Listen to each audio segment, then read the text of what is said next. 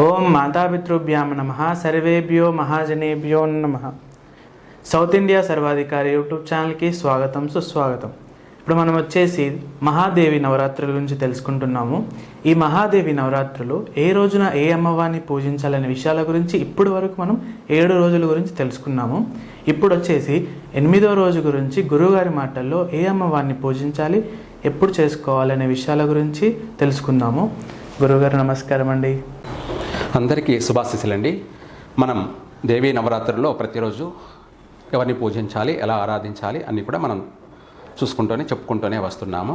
ఇందులో భాగంగా శ్రీ విశ్వావసునామ సంవత్సరం ఆశ్వేయుజ శుద్ధ అష్టమి సోమవారం రోజు వచ్చిందన్నమాట.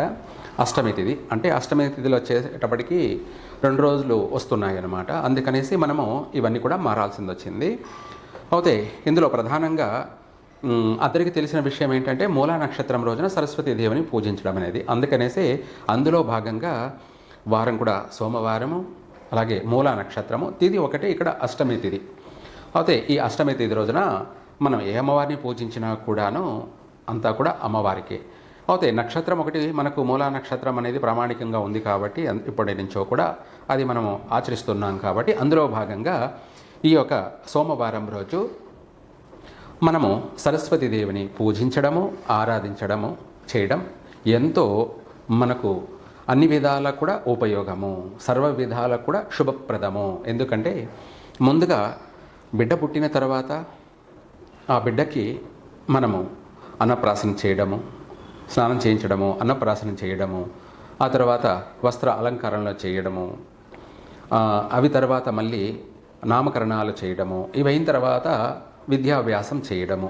ఆ విద్యాభ్యాసంలో మొదటిగా మనం చదువు, ఆ విద్యాభ్యాసంలో మొదటిగా చదువు, ఆ యొక్క చదువుకు సంబంధించినటువంటి మనము క్రియా విధానం, మంత్ర విధానం, అలాగే అన్నీ కూడాను ఈ రోజున సరస్వతీదేవి అనుగ్రహం పొందారంటే చిన్నపిల్లలైనా సరే పెద్దవాళ్ళైనా సరే, అంటే చిన్నపిల్లలు అయితే విద్యలో బాగా చక్కగా చదువుకొని వాళ్ళకి మంచి జ్ఞాపక శక్తి అనేది పెరుగుతుంది.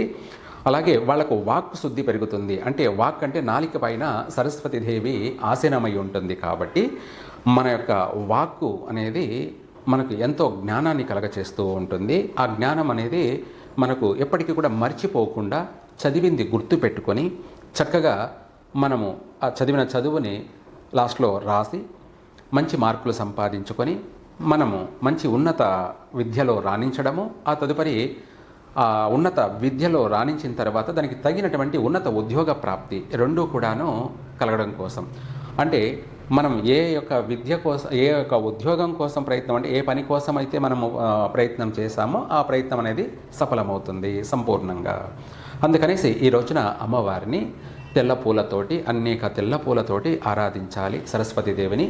ఈ రోజున అమ్మవారికి కాటన్ చీర, తెల్ల వస్త్రాన్ని, అంటే అంచు ఏదైనా సరే ఎరుపు అంచు ఉన్నటువంటిది కానీ గ్రీన్ అంచు ఉన్నటువంటి అంచు కూడుకున్నటువంటి తెల్ల వస్త్రాన్ని అమ్మవారికి సమర్పించి, అలాగే ఈ రోజున నైవేద్యం కూడా చెప్పాలంటే అమ్మవారికి దద్దోజనం అంటే పెరుగన్నం మాత్రమే నైవేద్యంగా పెట్టాలి. పళ్ళల్లోకి వచ్చేటప్పటికి మనం అమ్మవారికి ద్రాక్ష పళ్ళను నైవేద్యంగా పెట్టి ఈ యొక్క సరస్వతీదేవిని ప్రసన్నం చేసుకోవడం కోసం ఆ రాత్రి విద్యాభ్యాసాన్ని కూడా ఆ పూజ విధానంలో మీరు చేసేటువంటి పాల్గొనే పూజలో కూడా విద్యను పఠించండి. చిన్నపిల్లలకు అయితే పెద్దవాళ్ళు కూడా చేసుకోవచ్చు. ఎందుకు అంటే వాళ్ళు చేసే వృత్తిలో బాగా రాణించడానికి, వాళ్ళకి ఎటువంటి మతిమరుపు లేకుండా చక్కగా మంచి తెలివితేటలు, మంచి జ్ఞానంతో మంచి బుద్ధి కూడా ఇస్తుంది. మంచి విద్య, బుద్ధి. బుద్ధి అంటే ఏంటంటే మనము ఎవరిని గౌరవించాలి, ఎవరితో ఏం మాట్లాడాలి, సమయ సందర్భాన్ని బట్టి కూడా ఎక్కడ ఏం మాట్లాడాలి, ఎప్పుడు ఏం మాట్లాడాలి, ఎవరితో ఎలా మాట్లాడాలి, అంతేకాకుండా ఎప్పుడూ కూడా మంచి మాటలు మాట్లాడడం, మంచి ఆలోచనలు చేస్తూ ఉండడం అనేది మనకు మంచిది, మన కుటుంబానికి మంచిది, మన వంశానికి కూడా మంచిది. మన మంచి నడవడిక, మన మంచి మాటే మనకు మంచి జీవితాన్ని ప్రసాదిస్తుంది, మంచి మనశ్శాంతిని కలగచేస్తుంది, మంచి అభివృద్ధిని కూడా కలగచేస్తుంది. ఎందుకంటే 10 మందిలో మంచి అంటే ఎక్కడ పోయినా కూడా మనకు తిరుగులేదు, విలువ ఉంటుంది, గౌరవం ఉంటుంది. మనం ఎవరిని ఎటువంటి సహాయం అడిగినా కూడా లేదనకుండా సహాయం చేస్తారు. ఎందుకంటే మన యొక్క మంచి మాట, మన మంచితనము ప్రపంచాన్ని జయిస్తుంది. ప్రతి ఒక్కరికి ఇది అవసరం అన్నమాట. అరే చిన్నపిల్లవాళ్ళే వాళ్ళకి చదువు కావాలి, వాళ్ళకు జీవితం అనేది కావాలి అని చిన్నపిల్లలే కాదు, పెద్దవాళ్ళు అంతకంటే ముందుగా పెద్దవాళ్ళు కూడా ఈ సరస్వతీదేవిని అక్కడ ఇంత పెద్ద అయినా కూడా ఎంత ఎదిగినా ఒదిగి ఉండమన్నట్టుగా ఆ అమ్మవారిని విద్యాభ్యాసం చేయండి. సరస్వతి అమ్మవారిని చక్కగా ఆ అమ్మవారి అనుగ్రహం పొందండి. ఈమె ఆ యొక్క బ్రహ్మదేవుని యొక్క పత్ని. అలాగే ఈమె మనకు సర్వ విద్యాకళలన్నీ కూడా ప్రసాదించడం కొరకు ఆ రోజున ఈ యొక్క నవరాత్రులలో భాగంగా యుద్ధంలో ఈ దేవి నవరాత్రులలో 8వ రోజు మనకు సోమవారము, మూలా నక్షత్రము, అలాగే అష్టమి తిథి. ఈ రోజున మనము వైడూర్యంతో కూడా అమ్మవారిని పూజించినట్టయితే జ్ఞానం కలుగుతుంది. జ్ఞానం ఇది బ్రహ్మజ్ఞానం కలుగుతుందన్నమాట. వైడూర్యంతో అమ్మవారికి తిలకం పెట్టి వైడూర్యాలతో అమ్మవారిని పూజించినట్టయితే బ్రహ్మజ్ఞానం కలుగుతుంది మనకి.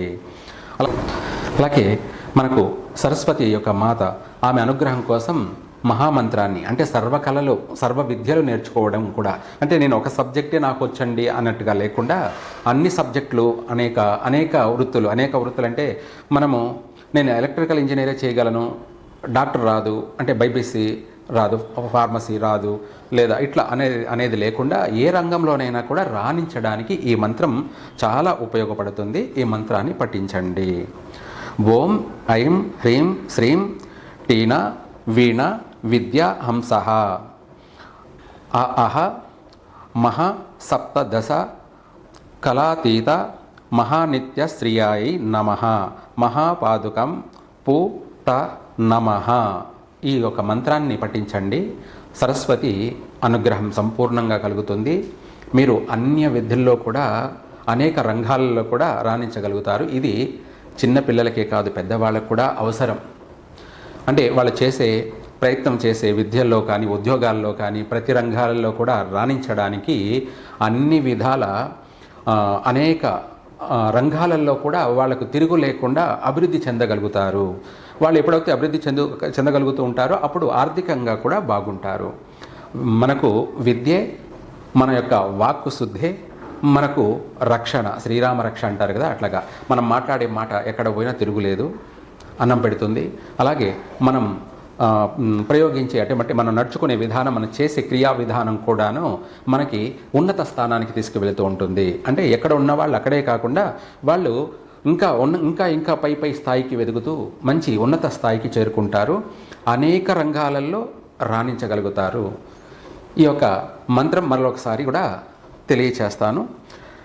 ఓం ఐం హ్రీం శ్రీం టీనా వీణ విద్యా హంసః అహ మహా సప్తదశ కళాతీత మహానిత్యశ్రియాయ నమః మహాపాదుకం పూత నమః. ఈ మంత్రాన్ని అంటే సప్తకళ అంటే మనకు అనేక రంగాలలో అనేక విద్యల్లో కూడా మనం రాణించగలము. అంటే మల్టీ టాలెంటెడ్ అంటారు. మల్టీ టాలెంటెడ్ అంటే ఏదైనా చేయగలరు. ఈ యొక్క అమ్మవారి అనుగ్రహం కలిగిందంటే ఏదైనా చేయగలరు. టీనా వీణ అని మనకు ఆ సరస్వతి అమ్మవారి అనుగ్రహం అనేది చాలా ముఖ్యం. ఎందుకంటే ఆ వచ్చిన విద్య వల్ల మనం ఎక్కడైనా రాణించగలుగుతాం. కాబట్టి ఆ రాణించగలగడంలో కూడా మనకు గుర్తింపు ఉంటుంది. దానికి తగినటువంటి మనకు సంపద వస్తూ ఉంటుంది. మనము ప్రపంచంలో గుర్తింపు పొందుతామన్నమాట. అందుకనేసి ముందుగా మన అభివృద్ధి కోసమే అమ్మవారిని ఆరాధిస్తున్నాము, పూజిస్తున్నాం.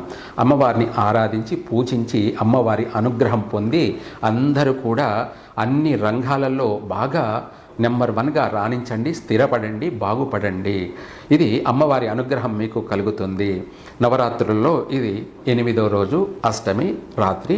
విశేషంగా సరస్వతి అనుగ్రహం కలగాలి. చిన్నపిల్లలకి బాగా విద్యలో రాణించాలని కోరుకుంటూ, పెద్దవాళ్ళు కూడా అన్ని రంగాలలో స్థిరపడాలి అని చెప్పి కోరుకుంటూ సర్వే జన సుఖినో భవంతు.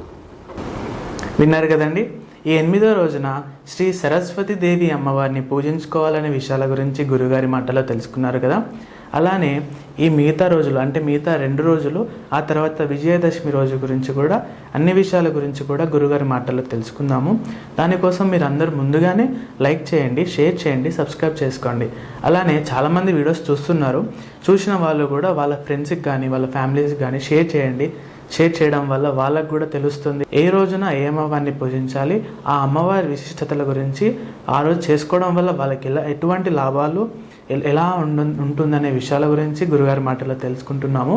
అలానే మిగతా రోజులు కూడా తెలుసుకుందాము. ఇవన్నీ తెలుసుకోవడం వలన మీకు అందరికి కూడా బాగుంటుందని కోరుకుంటున్నాను. అందుకోసం అందరికీ షేర్ చేయండి, లైక్ చేయండి, సబ్స్క్రైబ్ చేసుకోండి. Thank you.